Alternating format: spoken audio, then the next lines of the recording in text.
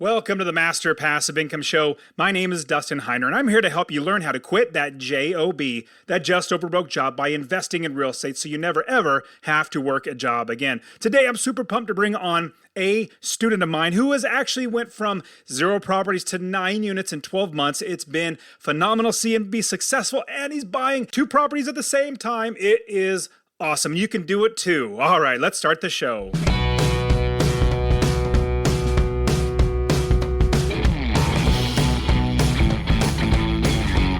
Welcome to the Master Passive Income Podcast, where we talk about investing in real estate with a special focus on making enough money so you can quit your job and live the dream life.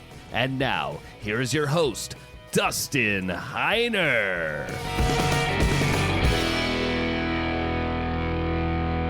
Hey, what's up? Super blessed as always to have you on the show with me today and thinking about coming on the show every single week. Now, I like to tell you a little bit about things that go on in my life so you can obviously know that I'm just a regular, everyday person just like you. In fact, I want you to think of me as just like your next door neighbor that figured something out, or maybe just a friend, somebody that you met at church and figured something out and is there to help you out. Now, what was really fun is took my kids to Walmart today. Now, yes, I do shop at Walmart. I'm a pretty frugal guy in general. And so we go to shop at Walmart all the time. And I took my kids to Walmart and they wanted to spend some money. You know, they had a little bit of money. And actually, we homeschool our kids, and whenever they finish a book, we give them $10. Like, let's say it's a math book for the semester, and they have 2 math books every single year, so one per semester. But we give them $10. It's basically an accomplishment. And I figure, hey, this is a job. Your job is to get good grades and finish your book. So they've been doing that, plus their birthdays and Christmas, and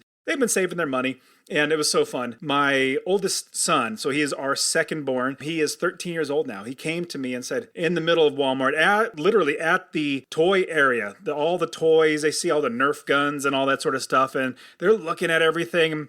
And my son walks over after about literally 7 or 8 minutes, maybe even 10 minutes of looking at everything. He says, "Dad, I'm upset at you and Mom." And I said, "What? Why?" And he goes, "You and Mommy made us not want to spend our money on this stuff because we know it's just going to be a waste of our money. You know, we're too frugal to be buying this stuff because they'll just break or this, that, or the other." I said, "Yes, we've done our job then." Where he doesn't want to spend his own money. In fact, what it really came out in the beginning was, "Hey, Daddy, can we have money to buy this?" And I would say, "No, I don't want to spend my money. It's just going to break. It's not worth the money." And then when they started having their own money, they'd say, "Daddy, can I have this?" And I would say, "Well, you have your own money. I'm not going to spend my money. You can go ahead and buy it." And eventually over time, they just got wise and said, "You know what? This stuff is it's going to break, or it doesn't have that much value." So I'm really proud of my kids. In fact, all my kids were like, "Man, we just don't want to spend our money." And so they're saving their money to buy their first rental property, which is super awesome. So that's what we do, is we create generational wealth. But on top of that, we're also figuring out how we can teach our kids to do the exact same thing. Because I was never taught how to invest, how to be a business owner. I was really, just like we're all, taught to go to school and become an employee. That's what school does, is it shows us how we can be an employee. Now, that's not necessarily bad for, let's say, 75% of the population of America, or maybe even the world, but the other 25% of us, all of us who really want to make more out of life, who see that there's something that is possible. Maybe somebody else has already done it. Maybe we can do that ourselves. And maybe we don't have to run that hamster wheel of daily working that dead-end JOB, like I like to call it. But now I want to share with you one of my students who has 0 properties to 9 units in 12 months. It's been phenomenal seeing him be successful, and he's buying 2 properties at the same time. And he is coming to the Real Estate Wealth Builders Conference in May 2023. He'll be coming into town to hang out with all of us, but he's going to share with us how he became a successful real estate investor and how you can too. All right, here is one of my students, Kenny Coblentz, on to share with you how you can become a successful real estate investor just like he is. Here we go. Kenny, thank you so much for being here with me. Hey, thanks so much for having me. So it's just a privilege to be on here with you, Dustin. This is exciting because I've been watching everything that you've been doing. You post inside of our group things that you've been doing, like, "Hey, I'm closing on this property," or "This is happening and that's happening." It's just been really, really exciting seeing all this come to fruition. But before we get into like the nuts and bolts, because we definitely want to talk about the types of properties and all that sort of stuff, but what got you really started to invest and have the desire to invest in real estate? Okay. Yeah. So I had a little bit of extra money lying around and I was looking for something to invest. And so I wanted something tangible, something that I can, have, own, possess, and different things like that. And I was reflecting back, and it's all started back in June of 21. Met with some guy friends down in South Carolina, and they, told me, hey, all you need to do is listen to Bigger Pockets. I was like, never heard of him before and stuff like that. And so then I listened a little bit, but I still remember I was on my lawnmower in my backyard and stumbled upon your podcast. And I was like, dude, this is everything that is in my mind. And you're putting it out in fruition, or you're putting a business plan to it. And so I literally just, as I mowed the backyard, every time I popped your podcast on and literally started kind of from ground one. And I pretty much listened to every single podcast, kind of educating myself. And, my wife, obviously wasn't on board. And so I knew that I had to gradually, encourage her in the direction that I'm going. And so I was like, I really like this guy.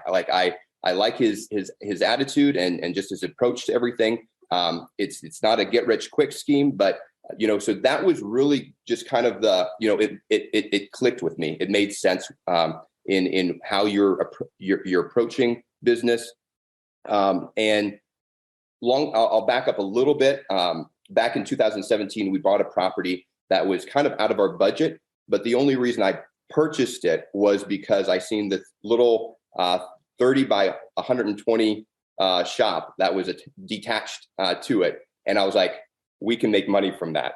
And so back in 17, we were working with some students in the area, and one of the students just was in a bad situation and needed to move out. And so we basically remodeled a section and had her move in, a month after we purchased the property.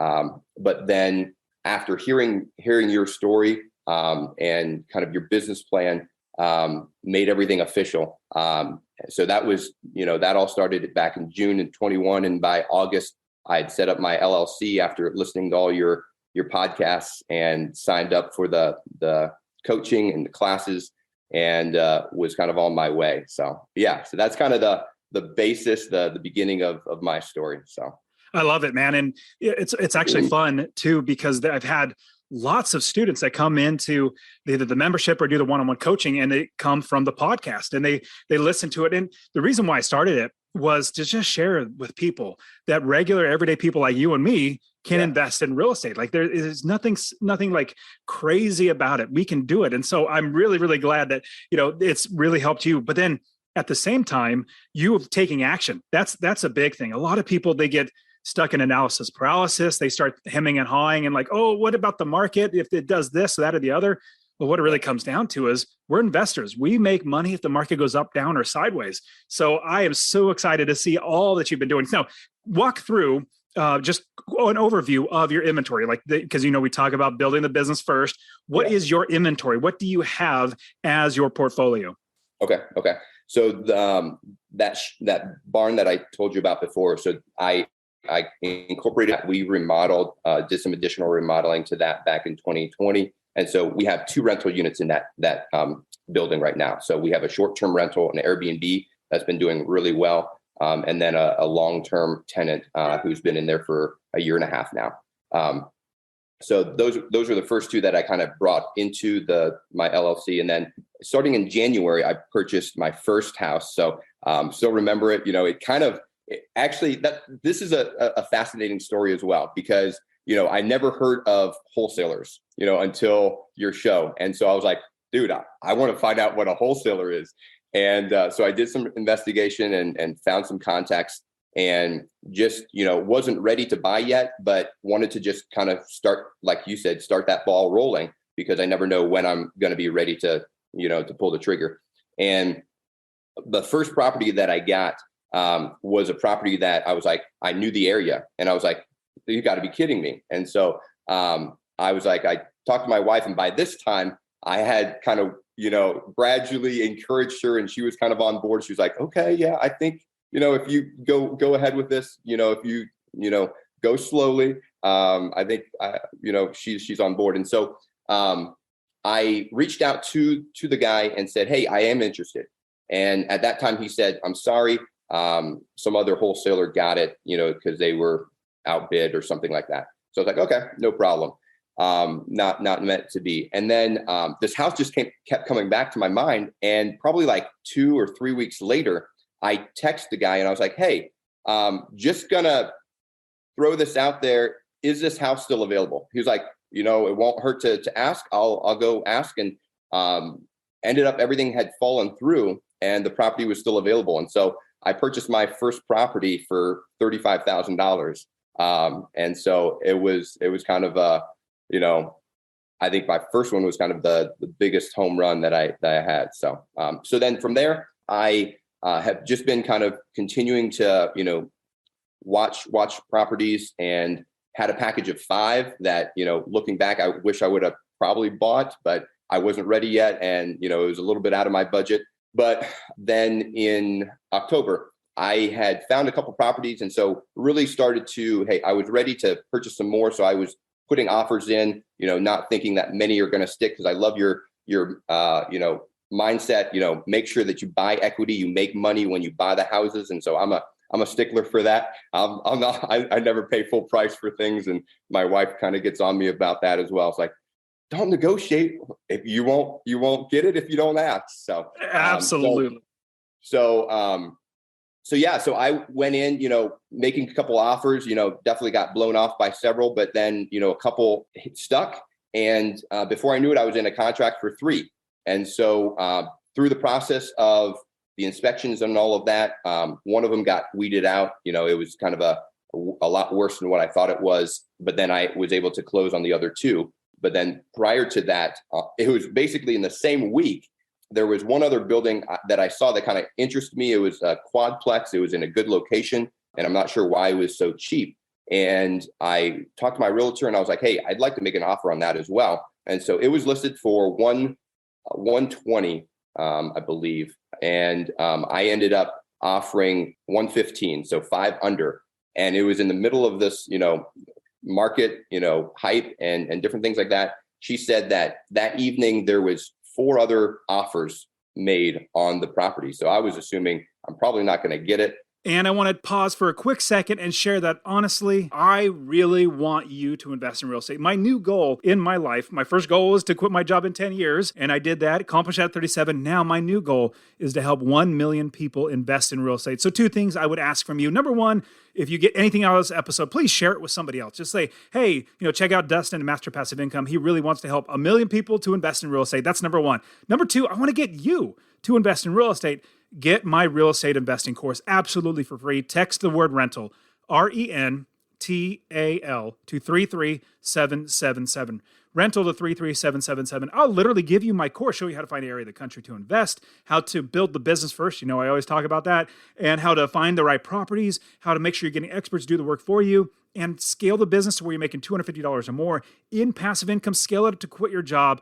I'll literally get to you, or go to masterpassiveincome.com/free course. Obviously, it'll be in the description, but I really, really want you to invest in real estate, because the more that actual, normal, everyday people own real estate that are good landlords, the better everybody's life gets. And the next morning they said they accepted mine. And so, so that was really kind of cool. So I wasn't quite sure. I was a little bit scared because, I was like, Dustin, what am I doing? I remember, I think emailing you just to, make sure I'm not, in over my head. But yeah, so that's kind of where I'm at right now. So I have the 2 at my property, and then the single family in January, and then the quadplex, and then the 2 single families that I just closed on here in the last month and a half. That's phenomenal. And I get a lot of people asking me, well, how do you buy it for lower than the market value? And like in today's market, this is 2022, that we're actually recording this in December. And so people are asking, like, how do you actually do that? People are paying way over price, or the asking price. And I'm like, well, we're investors. We just keep putting in offers. Somebody eventually is going to take our offer. And if they don't, we'll just keep waiting. We're patient, but we don't overpay. And that's something I've seen you do, which is great. And then really getting two properties at the same time, that's just terrific. And people are asking me, how do you even get one, let alone two at the same time? It's because we're putting in lots and lots of offers. Now, when you started doing the coaching, what would you say has really helped you to make sure that you're doing it right, that you're not going to be losing money, that you're going to be eventually be able to become successfully employed with your business? Yeah. I mean, honestly, I went from not knowing much of anything to just, learning everything from your show and from the podcast. And, but ultimately, the green light deal, running the numbers, if the numbers work, it goes, you don't want to, connect your emotions as much. If the numbers work, it works. And so that's what I really had to go back to, even in my questioning and in my doubting, hey, if the numbers work, the numbers work. And so trust the numbers. And I really like what Charles had mentioned in one of the, I think the internal emails that he sent out to you. And that was kind of the same thing that I've been going by. When you run your numbers, I always run them high because I'd rather be high than low. And so, if interest rates are at 6%, do it at 8%, run them at 8%, just to give you an extra buffer. Because if it's going to work at 8%, it's going to work at 6%, and there's some flux for increase as well. And so different things like that I've been doing. And like you said, I asked myself the same question, is now the right time? Is now the right time? Because I still, think it's going to fall, but I'm not going to wait for that because, and what I'm realizing is there's more deals out there than you ever thought. You just have to go and find them. And, the other thing is, finding the good locations. I think it goes back to your starting point is, make sure that you find a good property manager in a good location. Because, that's something that I've also been struggling with a little bit as well and kind of having to backtrack. But I'm realizing through my mistakes more and more the validity of that, the importance of that is, you can find good properties in good areas, but if you don't have a good property manager, somebody that you can trust, it's not going to be a good area. And so I would just encourage you in that. So start with your property manager, start with, finding areas that have good, rent ratios to purchase prices, and stuff like that. And then just, stick to it. So, I know early on I was a little frustrated because, I was trying to balance a full-time job with, all of this, and I wasn't going nearly as fast as I wanted to. But just take your time, work at your own pace, but be consistent and stay consistent, and things will start to fall into place. So, yeah, the process of actually just making sure that a property is going to make you money in passive income. It's going to be a good property. You're going to, meaning the numbers are going to work well. That's very simple. In fact, I have the Green Light Deal Analyzer that you mentioned.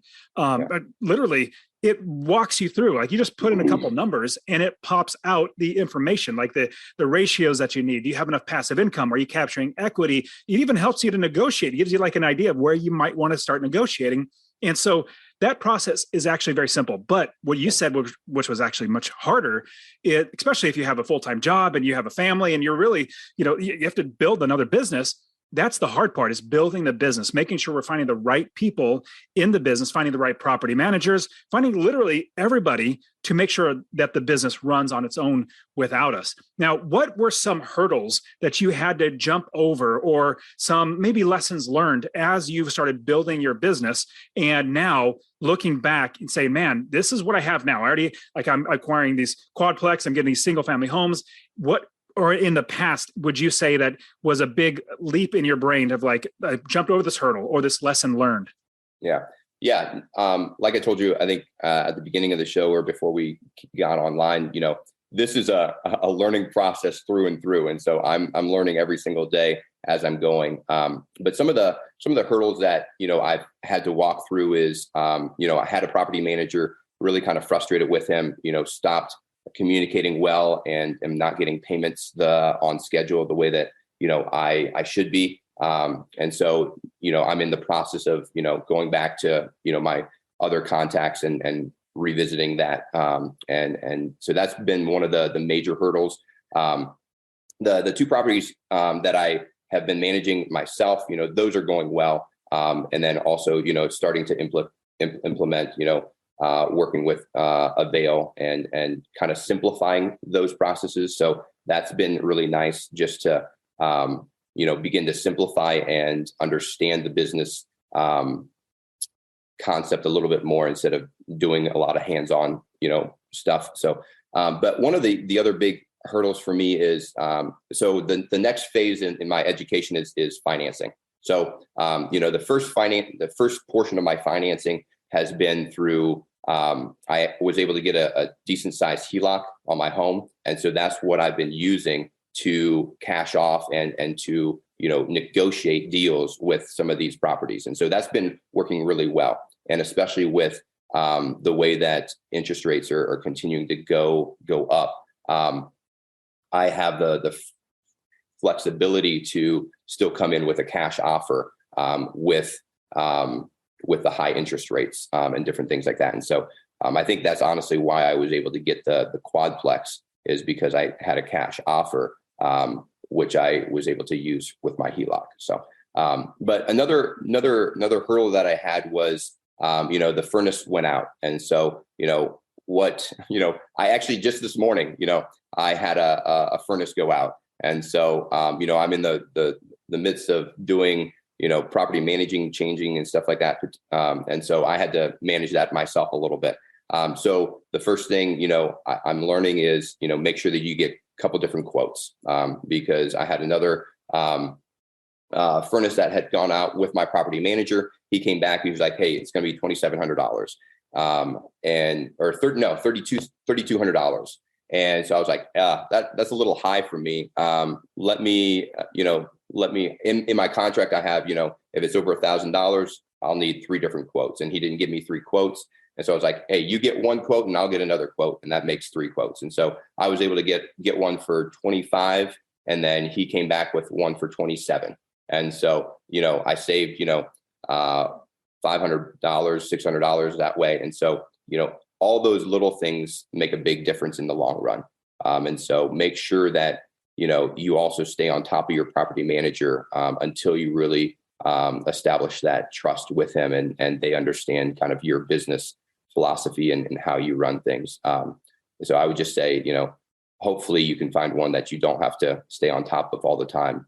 But especially early on, make sure that they're working for you and make sure that you clearly identify what you're looking for and the limits and the regulations that you set in place. Anything above 500, I want 2 quotes. Anything over $200, he needs to consult with me unless it's an emergency, something like that, just to kind of keep them in check as well. I think that's a great ideas.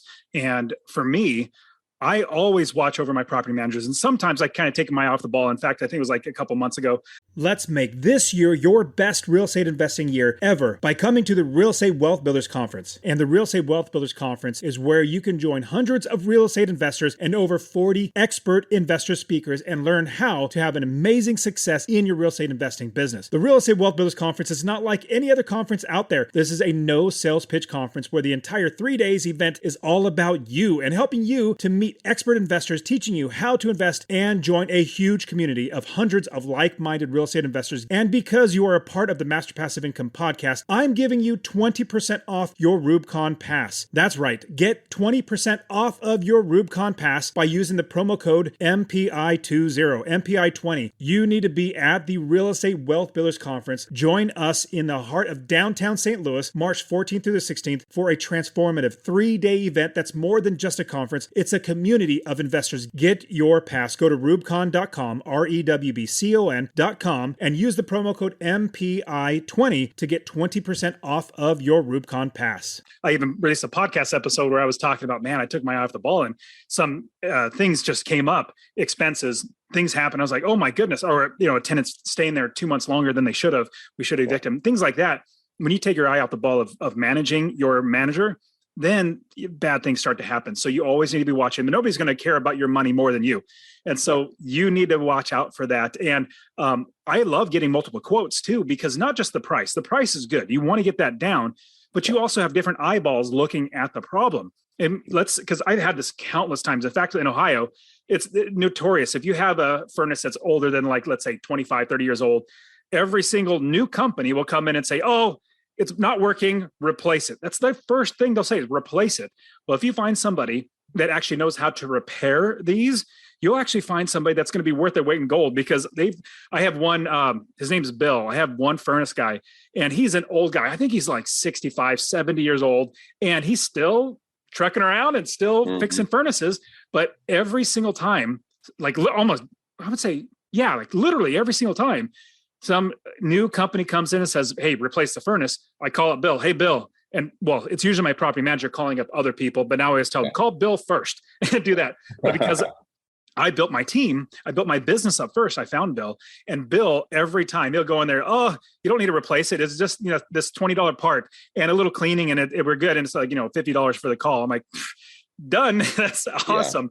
And so you have more, because when you build the business, you have the right people running the business, but you still need to watch out for them. You still need to make sure that you're managing them well. So in financing, what are you doing now to move forward? I mean, there's lots of different ways to get financing for properties. Using a HELOC is fantastic. In fact, if you can buy a house with cash, that is the best way. In fact, all real estate investors would love to get there. We should get to where we're buying a house with cash. It doesn't have to be our own personal cash that we saved money. It could have been a home equity line of credit, private money, hard money, or some other way, but you use cash to buy the property, you get it much faster. Now, using up the HELOC, you need to, eventually refinance, pay off your HELOC and all that sort of stuff. But what are you doing now to continually scale the business with more properties and financing?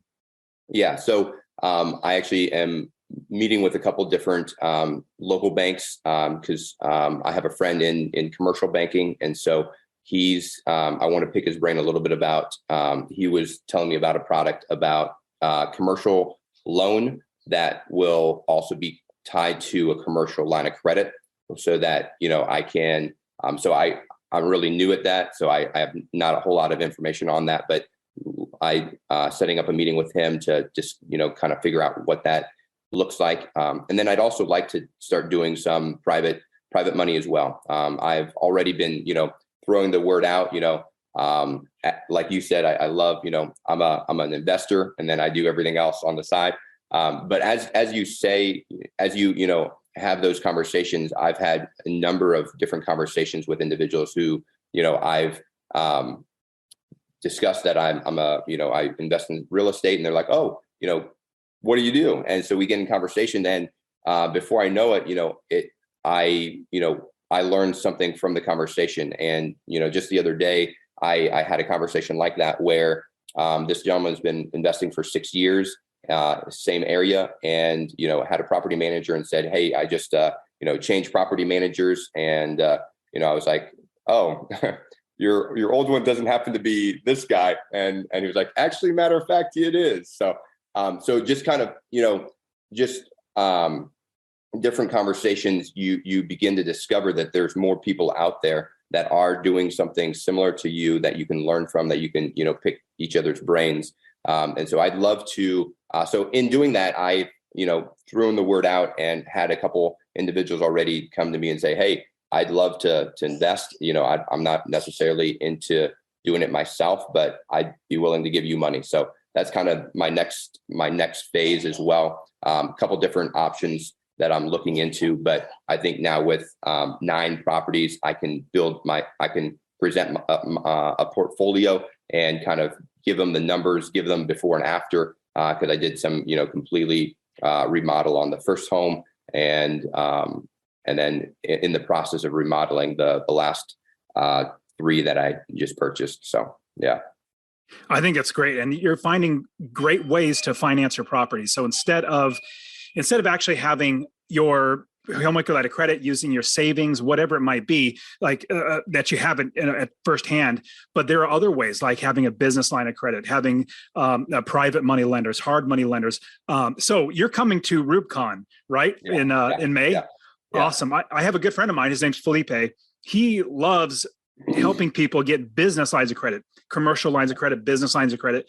And so he's going to be there teaching on how to get even more business lines of credit, just unsecured business line of credit. So I literally went to my, what is it called? The local credit union. Just went to a credit union. I said, hey, I have my business. I would like to get a line of credit. They said, okay, well, you can get a secured one, which means, it's attached to a property, attached to, some sort of collateral, or you can get an unsecured line of credit. It's a higher interest rate, but we can give you $50,000 as an unsecured line of credit for your business. I'm like, wow, that's fantastic. I mean, that's going to help me get many properties. I literally have like 5 businesses, so I can get literally 5 different business lines of credit. But at the same time, I can go to business after business. I know of one person. He literally just had one business, but he went to bank after bank after bank to find more business lines of credit. And he just got like 10 business lines of credit of $50,000. He has $500,000 he can use. Wow. So many different ways that we can actually invest. Now, what are your goals? Like, what would you eventually like to see? What's the purpose of you investing in real estate?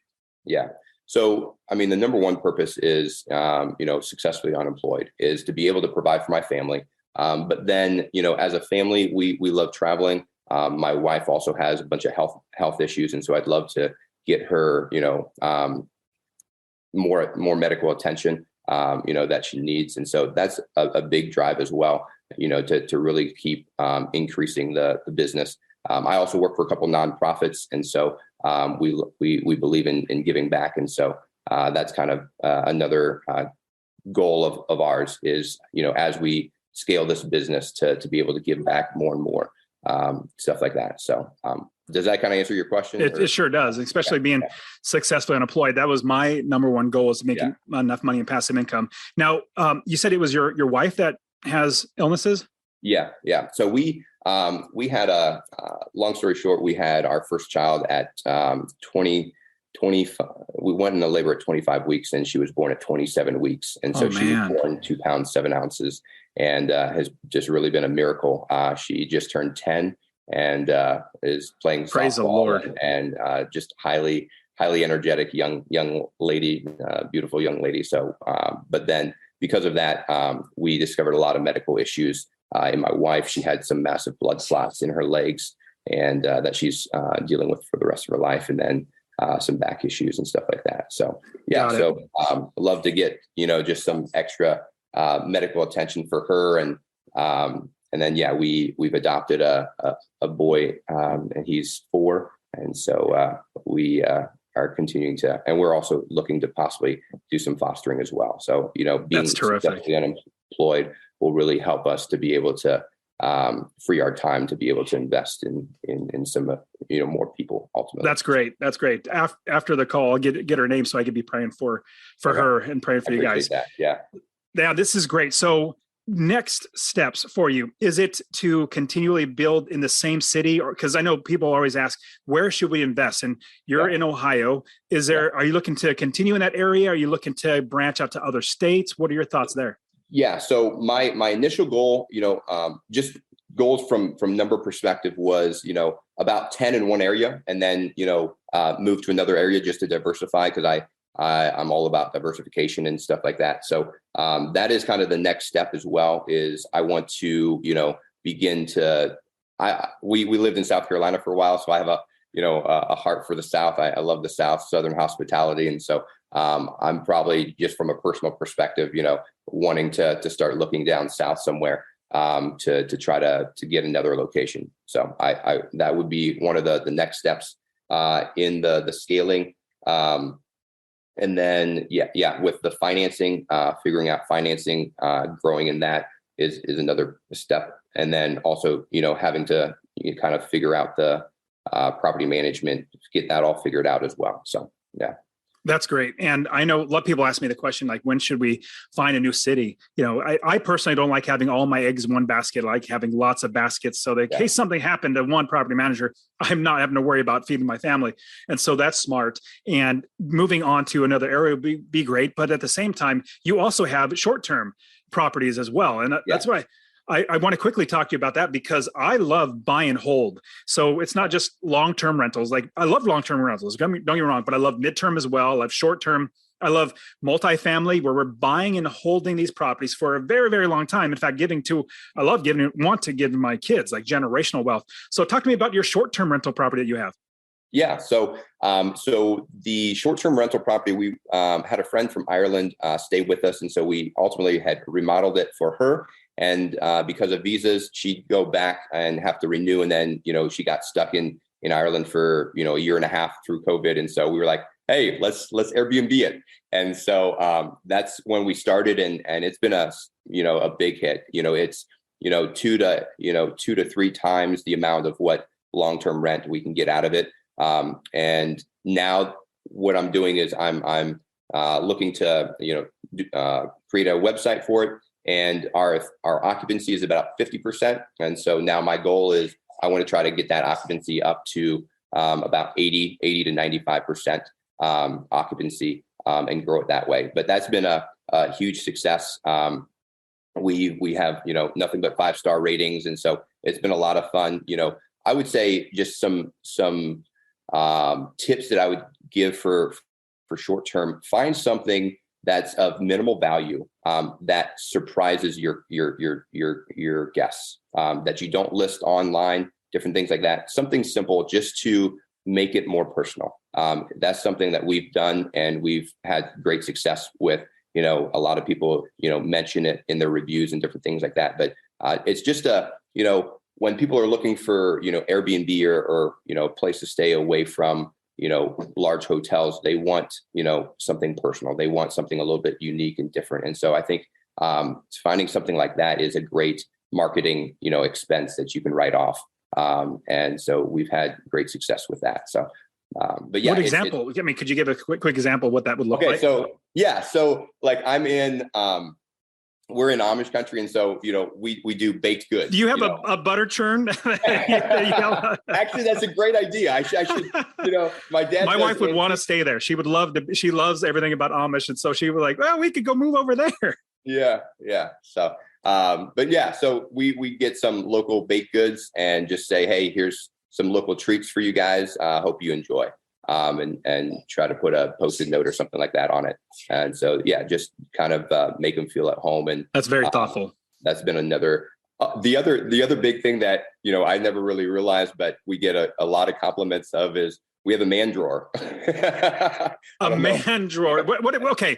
I can imagine what that is. Tell me a little bit more about that. Okay. So it's basically a drawer with a whole bunch of knickknacks. And so like, a couple of spare batteries, some pens, just knickknacks of, something, people might need when they're gone. And so it's been funny just how many, comments we've gotten about that. So that's fun. Yeah. Man drawer. I like the name of that. Like when we moved, so my wife and I, we moved from California into Arizona.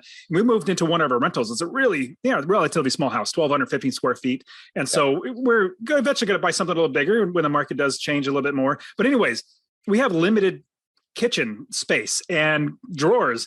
And my wife's filling him up with a bunch of stuff. And I said, babe, and I got to start calling it a man drawer, but I would call it a utility drawer. It's a utility just to throw pens and batteries and matches or like lighters or what just things that you would need household that you wouldn't normally imagine. She was fighting me tooth and nail to put that in there. Eventually I won out and it's the most used drawer ever because everything is inside of there. So that's a great idea. It's the collect all. So yeah, absolutely. Yep.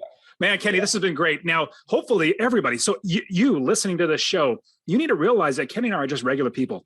I would say normal, but people get a little like, what's normal? But anyways, we're regular, everyday people, like just your next door neighbor that has figured out how to do this and started doing it. And so you can do that, right, Kenny? I mean, is there any parting thoughts that you would like to give to everybody in helping them to realize that they can do it too? I would say, just, learn as much as you can and take that first step. That first step is the hardest.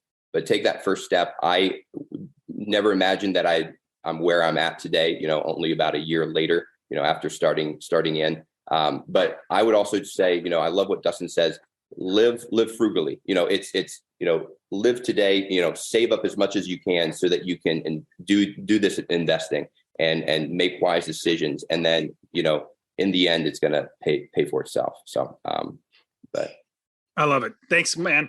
Kenny, it's been great having you. Hopefully people have got to realize that, Man, you can do that. Everybody can do that. But Kenny, it's been great also having you be a part of the coaching and be a part of the community too. I love how you're just encouraging people and literally telling people, man, I got 2 properties at the same time. It's like this. People are realizing, like, in the membership, they're like, because we're all in Slack and we're all talking together for everybody that's listening. So we're all talking together, and Kenny, you pop on, hey, I just got 2 properties. Like, what? This is awesome. So if I can do it, anybody can do it. And so, I appreciate just all that you do, Dustin, and just your heart behind, just wanting to help a million people. I'm hoping that I can come on board and just help you achieve that goal. And so, so. Awesome, buddy. Hey, man, it's been great having you on. Thank you very much, Kenny. I really appreciate you.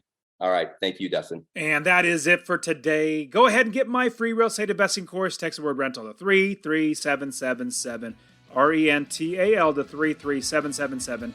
You can also join my Real Estate Wealth Builders group coaching. Get all my courses. All right, guys, we'll see you in the next show. See ya.